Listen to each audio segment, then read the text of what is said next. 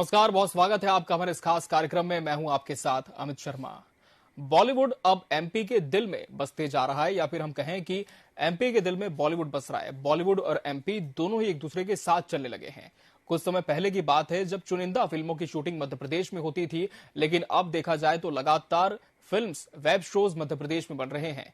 इससे न सिर्फ पर्यटन को बढ़ावा मिला है, बल्कि ये उद्योग के तौर पर भी बड़े तौर पर विकसित हो रहा है। आज इसी विषय पर हम चर्चा करेंगे और हमारे साथ कुछ वीआईपी गेस्ट भी जुड़ेंगे, मगर उसके पहले देखिए हमारी ये खास रिपोर्ट।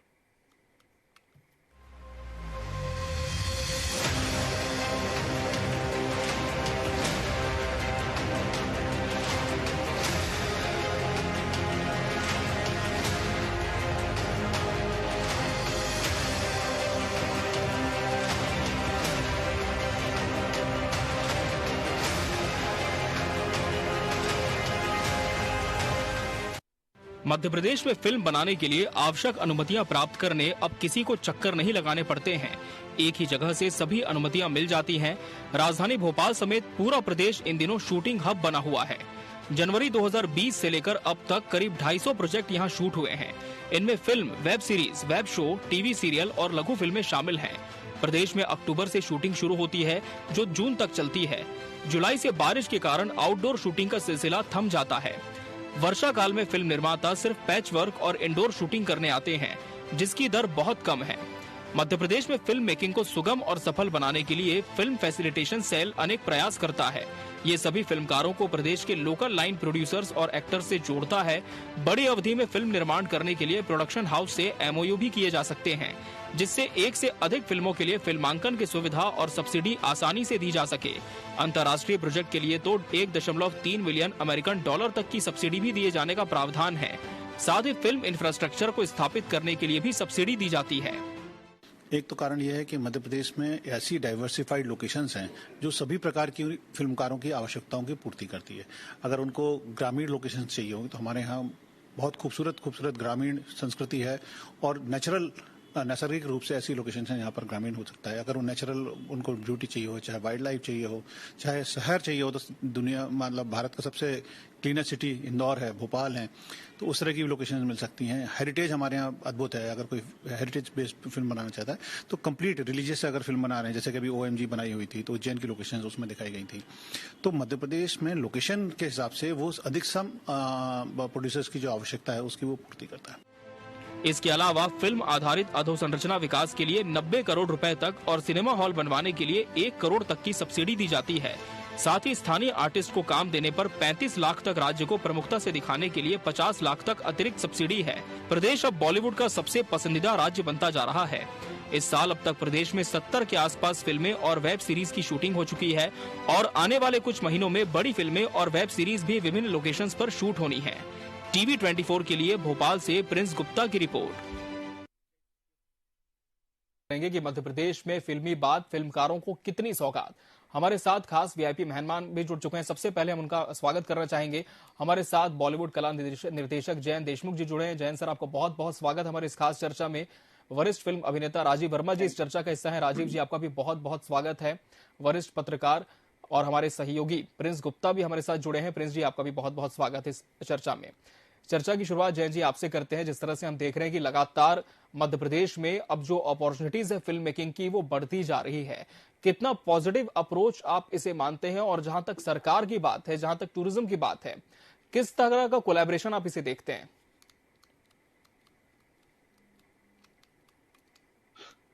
जी जयन सर। ये तो अच्छी बात है कि मध्य प्रदेश में फिल्म और टीवी OTT की शूटिंगें चल रही हैं और हो रही हैं लगातार जी।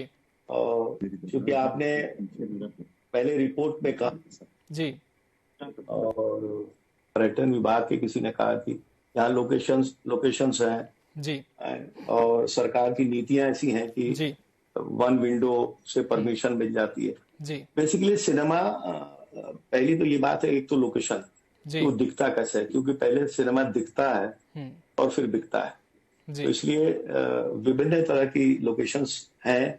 मैं जानता हूं, चूंकि मैं 13 साल भोपाल में रहा हूं जी, और मैंने भी बहुत सारी फिल्में भोपाल में की हैं, टीवी किया है, जी। मुझे मालूम है कि लोकेशंस की भरमार है और ये तो अच्छी बात है कि सरकार इस तरह सोच रही है और उनको सुविधाएं मिल रही, क्योंकि जितनी ज्यादा से ज्यादा सुविधाएं मिलेंगी निश्चित रूप से लोग आएंगे और करेंगे शूटिंग। जी राव जी सर, क्योंकि आप भी मध्य प्रदेश से ही ताल्लुक रखते हैं, नर्मदापुरम से, लेकिन इतने सालों में क्या बदलाव आपने मध्य प्रदेश में देखा है और क्या लगता है कि किन कारणों से अभी जो मध्य प्रदेश में हम कह सकते हैं जो अपॉर्चुनिटीज है वो बढ़ गई है फिल्मकारों के लिए? जी राजीव सर। अच्छा, मुझसे? जी सर। नहीं, ये तो बिल्कुल सही है कि यहाँ बहुत सी शूटिंग्स होने लगी है, बहुत अधिक शूटिंग होने लगी है मेरा ख्याल में जी। लेकिन मैं ये समझता हूँ कि ये जो आपकी नीति है जी, फिल्म की जो नीति है प्रदेश शासन की, इससे जी केवल जो है रेवेन्यू की तरफ ध्यान दिया गया है। मुझे लगता है कि यहाँ पर शूटिंग करेंगे तो आपको इतना रिबेट मिलेगा, इतनी सब्सिडी मिलेगी।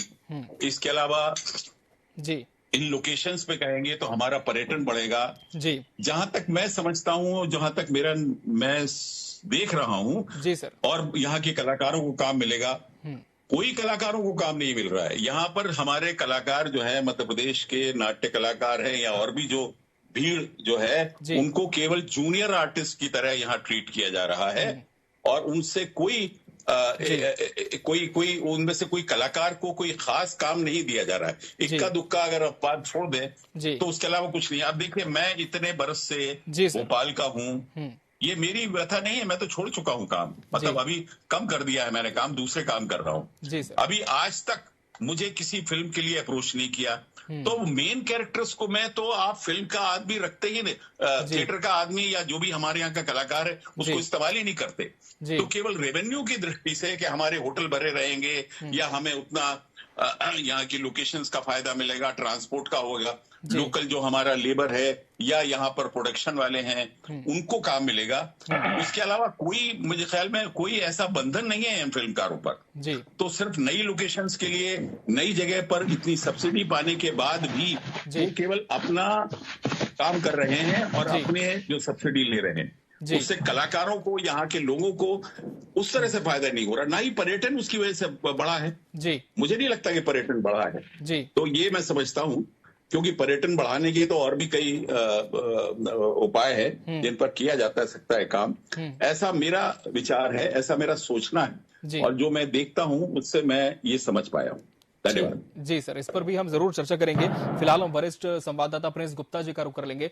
प्रिंस जी, जिस तरह से मध्य प्रदेश सरकार ने एक अपनी नीति बनाई है, रिबेट दिए जाते हैं, सब्सिडीज दी जाती है, अगर किसी को सिनेमा हॉल भी खोलना है तो भी सब्सिडी का प्रावधान है, लेकिन ऐसे में आप क्या देख पा रहे हैं, चूंकि आप ग्राउंड में लगातार इन चीजों को कवर करते हैं, इस पूरे क्षेत्र में पकड़ रखते हैं, क्या जो फिल्मकार हैं उनका इंटरेस्ट पिछले 3 सालों में मध्य प्रदेश की ओर बढ़ा है और कितनी उपयोगी ये नीति साबित हो रही है? जी बिल्कुल, फिल्मकारों का इंटरेस्ट मध्य प्रदेश में निरंतर बढ़ रहा है और बढ़ा है और उसके लिए वाकई यहाँ बहुत बेहतर लोकेशंस मध्य प्रदेश में होती हैं। और सबसे बड़ी बात तो ये है कि मध्य प्रदेश एक दो जगह नहीं, पूरा मध्य प्रदेश कहीं भी शूटिंग कर ले फिल्मकार, बहुत ही सुंदर और बहुत बढ़िया लोकेशंस के साथ यहाँ अवेलेबल है। जंगलों की बात करें, शहरों की बात करें, ग्रामीण अंचलों की बात करें, जहां कहीं भी फिल्मकार जाता है शूटिंग करने के लिए उसे बेहतर लोकेशंस मिलती हैं। लेकिन यहाँ सबसे बड़ी बात, राजीव सर ने जैसा अभी कहा कि रेवेन्यू मॉडल तो उन्होंने जनरेट कर लिया है, लेकिन आम कलाकारों की अगर हम बात करें, यहाँ रहने वाले, यहाँ काम करने वाले, थिएटर के ऐसे कई कलाकार हैं जिनको मैं जानता हूँ, सिर्फ एक्स्ट्रा के तौर पर उनको शामिल किया जाता है, लेकिन उनको वो दर्जा या वो उस तरह का काम नहीं दिया जाता है कि वो अपनी जीविका उससे चला सके। तो एक बड़ा डीमेरिट वाकई ये दिखाई देता है। जयंत जी भी बहुत समय से यहाँ थिएटर करते रहे और बॉलीवुड में बड़े आर्ट डायरेक्टर हैं, आज के समय में किसी नाम के मोहताज नहीं है, तो वो भी बहुत समय से यहाँ काम कर रहे हैं। तो उन्होंने भी जैसा बताया कि निश्चित ही ये हमारे लिए अच्छा, और मैं तो ये भी कहूंगा कि जयंत जी ने ही शुरुआत यहाँ फिल्मकारों को लाने की थी। जहां तक मैं जानता हूँ, मैंने बॉलीवुड कवर किया शुरुआती दौर में, तो हमें लगता है कि मध्य प्रदेश में रेवेन्यू मॉडल के साथ साथ यहाँ की लोकेशंस को एक्सप्लोर करने के साथ साथ यहाँ के कलाकारों का भी बिल्कुल ध्यान रखना चाहिए। कलाकारों को भी उतना ही स्थान मिलना चाहिए, उतना ही काम मिलना चाहिए, ताकि वो मुंबई जाकर स्ट्रगल ना कर सकें।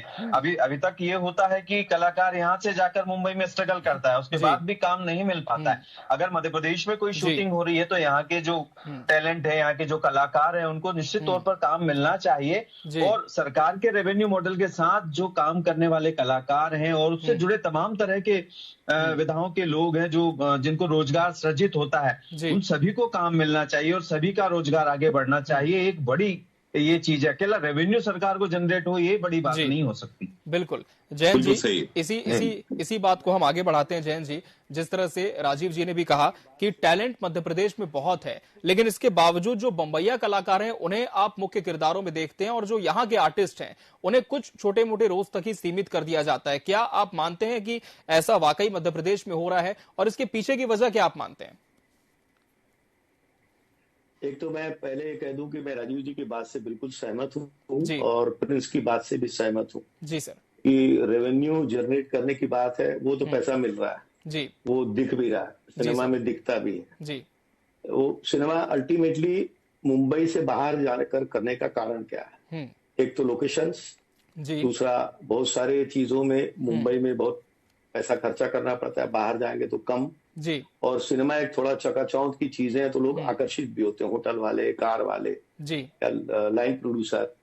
पर सबसे इम्पोर्टेंट बात है कि जो जहां हो रहा है जी, मैंने मेरे ख्याल है कम से कम 8 या 9 फिल्में भोपाल में की हैं, प्रकाश झा की 4-5 फिल्में की हैं जी, मकबूल की है, रूमी जाफरी की फिल्म की है, और अभी एक फिल्म की थी जो अभी पिछले महीने रिलीज हुई है जी।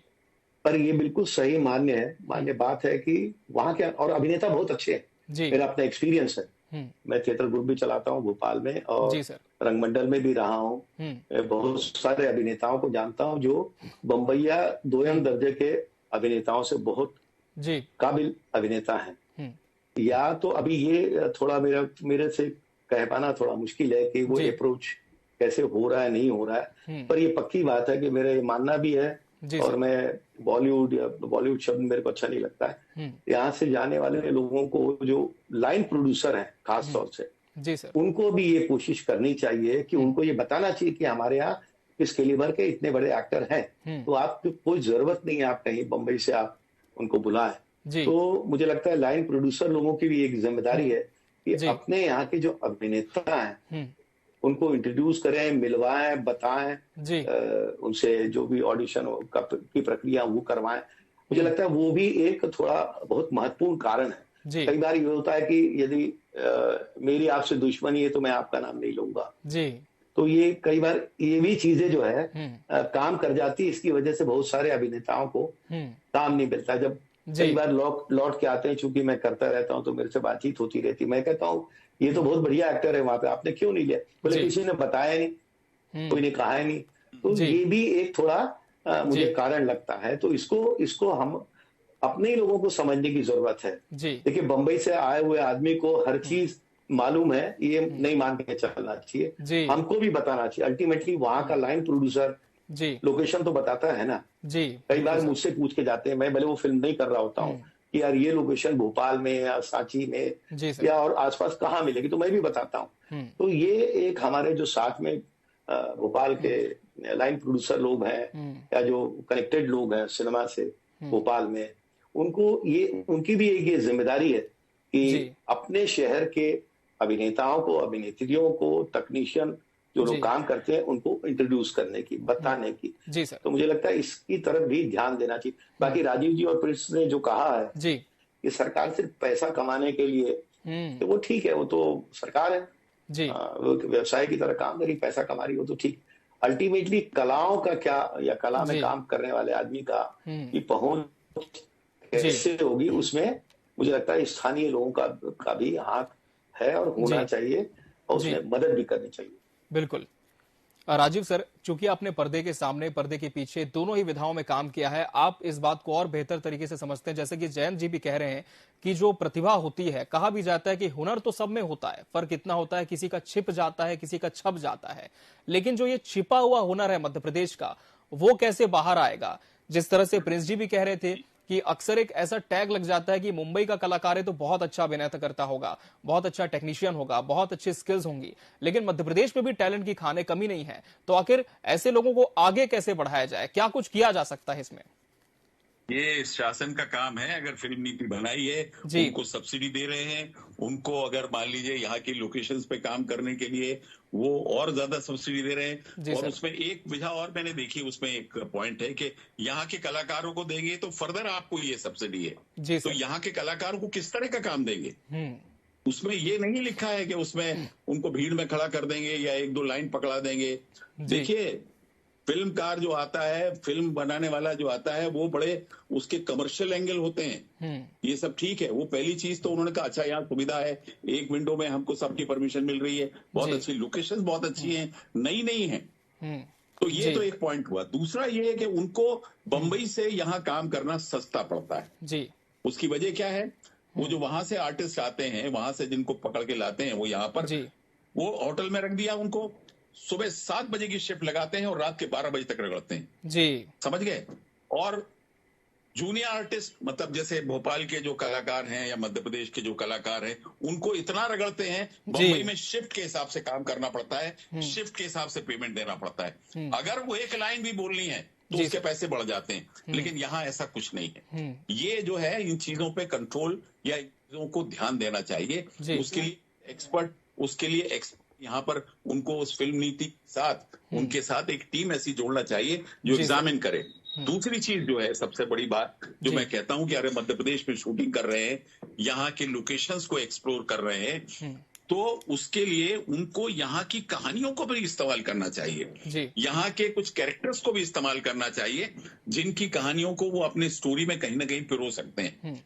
सिर्फ ये कि वहां से कहानी लेकर आए, वहां से हमारे यहाँ स्टोरी राइटर्स कितने हैं? हमारे यहाँ के शायर तो सबसे पहले मशहूर हुए थे, बिल्कुल, एक्टर बाद में हुए थे, शायर बहुत मशहूर हुए थे। आप पुरानी फिल्में उठा के देख लीजिए, यहाँ से वहां तक कितने शायर हैं जो हमारे बंबई में आज हमारे वो रूमी जाफरी अभी काम कर रहे हैं, उसके पहले के शेरी भोपाली, ताज भोपाली, कैफ भोपाली, कितने लोगों के काम है भाई। तो आप, और ये खासतौर से हमारे ये जो हमारे यहाँ के समझ लीजिए आप स्टेट के आइकॉन इस मामले में जावेद अख्तर साहब हैं। आप देखिए ना कितने लोग हैं भोपाल के, लेकिन वो बंबई में होकर रह गए। ये कम से कम ये लोग हैं जो हमको हमारे उसको एक तरीके से हमारे यहाँ की मध्य प्रदेश की इस विधा को, इस चीज को बढ़ा सकते हैं बंबई में। आप देखिए मध्य प्रदेश में ड्रामा स्कूल है इस वक्त हिंदुस्तान में सबसे अच्छा drama school other than NSD है तो मध्य प्रदेश का ड्रामा स्कूल है जी। 2 साल का कोर्स है यहाँ पर, डिप्लोमा कोर्स जी। और भी कई चीजें हैं जो मैं कह सकता हूँ, तरह तरह के। यहाँ भोपाल में ही 2 ड्रामा स्कूल हैं जी सर। इनके बच्चे निकलते हैं तो उनकी पहली लालच तो यही होता है ना, कमर्शियली हम सक्सेसफुल हो, थिएटर में हो या फिल्म में हो, as an actor, as a director, as a writer कितने हैं यहाँ पर जी। तो ये चीजों को एक तरीके से अगर सरकार उसमें बंधन लगाए कि भाई इसमें आपको ये भी इस्तेमाल करना पड़ेगा, जूनियर आर्टिस्ट की तरह इस्तेमाल नहीं करना पड़ेगा, जो बंबई में नियम है जूनियर आर्टिस्ट के उनको यहाँ इस्तेमाल करना पड़ेगा। ये सारी चीजें अगर इस्तेमाल करते हैं तो डेफिनेटली फायदा होगा। और हमारी गवर्नमेंट तो काम कर रही है, ये चीजें बताने की है, ये चीजें उनको समझाने की है कि इस तरह से आप करेंगे तो मध्य प्रदेश का और फायदा होगा। बिल्कुल, ये मैं समझता हूँ जी सर। प्रिंस जी, अब चूंकि कार्यक्रम का समापन भी हमें करना है, फाइनल कमेंट आप ही से लेना चाहेंगे। अभी वर्तमान में सरकार जिस नीति पर काम कर रही है, अब चूंकि चुनाव हो चुके हैं, सरकार जो नई सरकार आती है, यदि सरकार का शासनकाल बढ़ता है या फिर कोई और तब्दीलियां होती हैं, तो किस तरह से, किस दिशा में ये पूरी फिल्म नीति जानी चाहिए? दूसरा सवाल आपसे ये है, फिल्म सिटी को लेकर क्या विजन है सरकार का? जी बिल्कुल। अभी तक जो भी काम सरकार के द्वारा खास तौर से फिल्म वालों के लिए किए गए हैं, सिंगल विंडो से सारी परमिशन की बात जैसे कही गई है, और भी सुविधाएं और रिबेट देने की बात की गई है, और खास तौर से तमाम तरह की सुविधाओं को सपोर्ट मिला है, ये अच्छी बात है। उनको यहाँ आकर सस्ता पड़ता है और हर फिल्मकार चाहता है कि सस्ते में उसका काम हो जाए। लेकिन यहाँ बात ये भी आती है कि कलाकारों को कितना मौका मिलता है और लोकल टैलेंट को कितना आगे बढ़ाया जा सकता है इस माध्यम से। अकेला रेवेन्यू जनरेट करना इसका ये जरिया नहीं होना चाहिए। अगर रेवेन्यू जनरेट करना होता तो कोई और भी माध्यम हो सकता था, लेकिन अगर आप किसी विधा को आगे बढ़ा रहे हैं तो उस विधा के लोगों को भी आगे बढ़ाइए। एक बहुत बड़ी चीज निकल कर आती है। रही बात सरकारों की, तो जो अभी की सरकार है उन्होंने काफी कुछ अच्छा काम किया। हम ये नहीं कह सकते कि कोई काम नहीं किया। कला को लेकर काफी कुछ संरक्षण के काम उनके निरंतर चल रहे हैं और फंड भी वो करते हैं, थिएटर कलाकार हो या फिल्म में आने वाले लोग हो। लेकिन आने वाली जो सरकार होगी, जो अब चुनाव हो चुके हैं और नई सरकार अभी दिसंबर में बन जाएगी फर्स्ट सेकेंड वीक में, तो निश्चित ही उनको भी कुछ इस तरह से सोचना होगा कि अगर कलाओं को संरक्षित करना है तो कलाकारों को बचाना होगा, कलाकारों को आगे बढ़ाना होगा। माध्यम कोई भी हो, वो किसी भी तरह का कलाकार हो, फिल्म लाइन से जुड़े तमाम कलाकारों की मैं बात करूं तो मुंबई और महाराष्ट्र में खास तौर से थिएटर से जुड़े कलाकारों को बहुत मान सम्मान मिलता है, पैसा भी मिलता है, लेकिन मध्य प्रदेश में वो चीज हमें देखने को नहीं मिलती है। और इस मामले में मध्य प्रदेश काफी पिछड़ा है। अगर आप फिल्म नीति बना रहे हैं और फिल्म से जुड़े हुए लोगों को आगे बढ़ा रहे हैं, तो यहाँ फिल्म उस विधा से जुड़े कलाकारों को भी आगे बढ़ाइए, उनको भी संरक्षित कीजिए, उनकी भी जीविका का निर्वहन का कुछ इंतजाम कीजिए। तो निश्चित ही कोई भी सरकार रहे, इस ओर भी उसको ध्यान देना चाहिए। जो मुझे लगता है कहीं ना कहीं ये एक लेख हो रहा है। बाकी सारी चीजें ठीक है, सरकार की ओर से की जा रही है, वो बहुत बेहतर है, लेकिन इस ओर भी ध्यान देना चाहिए। और निश्चित ही बीच में 1.5 साल की सरकार कांग्रेस की भी रही है, उन्होंने आईफा लाने की यहाँ कोशिश की थी। आईफा से भी एक माहौल बनता है और बहुत सारे रोजगार फिल्म उद्योग से सृजित भी होते हैं। ये भी मैं आपको बताता हूँ, अकेले फिल्म वाले या थिएटर वाले ही नहीं कमाते हैं, बल्कि ऐसे कई लोग कमाते हैं। होटल है, खाने पीने वाले हैं, तमाम तरह के लोगों की कमाई होती है। तो कहने का मतलब आशा यह है कि जो भी सरकार बने वो नीतिगत तो चले ही, लेकिन साथ में कलाओं के संरक्षण को ध्यान रखते हुए भी आगे कोई निर्णय ले, कलाकारों को ध्यान रखते हुए भी कोई निर्णय ले। बिल्कुल, तो कलाकारों के हित में निर्णय होना चाहिए। जी सर, जी सर। एक चीज मैं छोटी सी कहना चाहूंगा। जी सर, जी। इसमें हमको शासन को उनकी स्टोरी कंटेंट और वो किस तरीके से फिल्म शूट कर रहे हैं, क्योंकि कई मर्तबा ऐसी चीजें होती हैं जिसमें जो हमारी संस्कृति या हमारी बोलचाल की भाषा या हमारी जो इस तरह की अनर्गल किस्म की जो आती हैं, एडल्ट किस्म की जो एक भाषाएं होती है, खराब भाषाएं होती हैं, खराब सीन्स होते हैं, उन पर भी ध्यान देना बहुत जरूरी है। तो अगर मान लीजिए सेंसर में, अगर मान लीजिए टोटल सेंसर एक की बात है, तो उसको सब्सिडी तभी देना चाहिए जब उस कंटेंट को हम पूरी तरह से एग्जामिन कर लें जो उन्होंने शूट किया है। क्योंकि उसमें ऐसी कोई चीज तो नहीं है जो इन हमारी संस्कृति, हमारे संस्कारों और हमारी इसके प्रति इसके विपरीत है। तो ये भी नोट करना चाहिए, उसके बाद ही सब्सिडी रिलीज करना चाहिए, ऐसा मैं सोचता हूँ। बिल्कुल। जयंत सर, क्या आप मानते हैं कि जो नीति है उसको थोड़ा सा रिवाइज करने की जरूरत है? क्योंकि अक्सर हम देख रहे हैं, जिस तरह से राजीव जी जिक्र कर रहे हैं, ये जो सेंसुअल कंटेंट होता है ओटीटी में, तो अब इसकी काफी भरमार हो चुकी है। तो क्या इस तरह के नॉर्म्स भी इसमें डाले जाने चाहिए? जयंत सर।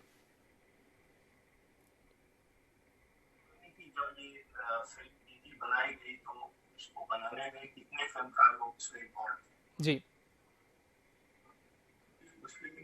नीति बनाते वक्त सब्सिडी की बात अलग है, सरकार फिल्म नीति या जिस तरह की बात हो रही है, एक्टरों की बात हो रही है, कंटेंट की बात हो रही है जी, तो उस फिल्म नीति में कम से कम फिल्म के प्रैक्टिशनर लोगों को उसमें होना चाहिए, उस नीति में, उस कमेटी में, जो इस सब बात जैसे राजनीति जो संस्कृति की बात करें जी सर, डायलॉग की बात करें, कंटेंट की बात कर रहे हैं, या वो जो उसका टूरिज्म और ये सब चीजें है ना, ये बहुत सारे तरीके हैं टूरिज्म बनाने जी। सिनेमा ही अकेला नहीं है, पर सिनेमा में जिस तरह की चूंकि वो दिखता है, वो सुनता है और वो समाज पे प्रभाव डालता है अपनी तरीके से।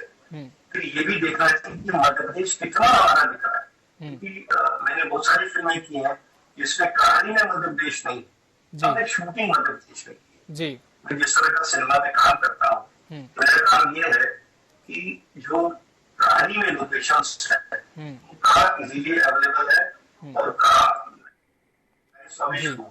इससे पहले जो मैंने फिल्म की तब सब फिल्म तो कहानी कहीं और की होती है और कहानी हम शूट करते हैं, कहानी गुजरात की होती है जी, या लखनऊ में हम शूट करते हैं वो बात जी सर, करते हैं लखनऊ, तो ये तो होता ही रहता है। जो सिनेमा है जी, एक तरह से इसलिए ऐसा होता है जी। बात से और प्रिंस की बात से फिर दोबारा मैं सहमत होता हूँ, क्योंकि मेरा काम है, मैं कहानी सुनता हूँ, मैं कहता हूँ ये सारी लोकेशन आपको भोपाल में मिल जाएगी जी, क्योंकि मैं उस तरह का मैंने बहुत कोशिश की अपने टाइम की इतनी फिल्में मैं भोपाल ला सकता था, अपने प्रोड्यूसर को डायरेक्टर को कन्विंस करके उनको विजय दिखा के भी ऐसा हो सकता है।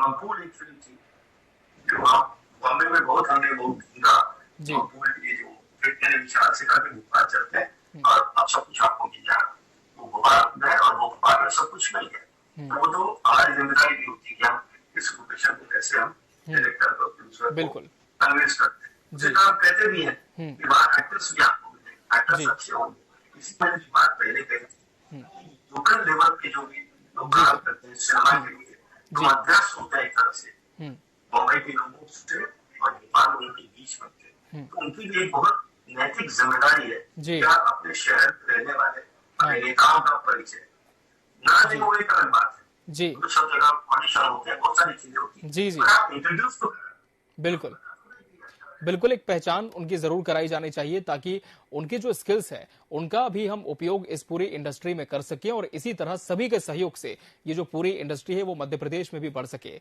बहरहाल आप सभी मेहमानों का बहुत बहुत शुक्रिया हमें इस कार्यक्रम में वक्त देने के लिए और इसका हिस्सा बनने के लिए आपका बहुत बहुत धन्यवाद।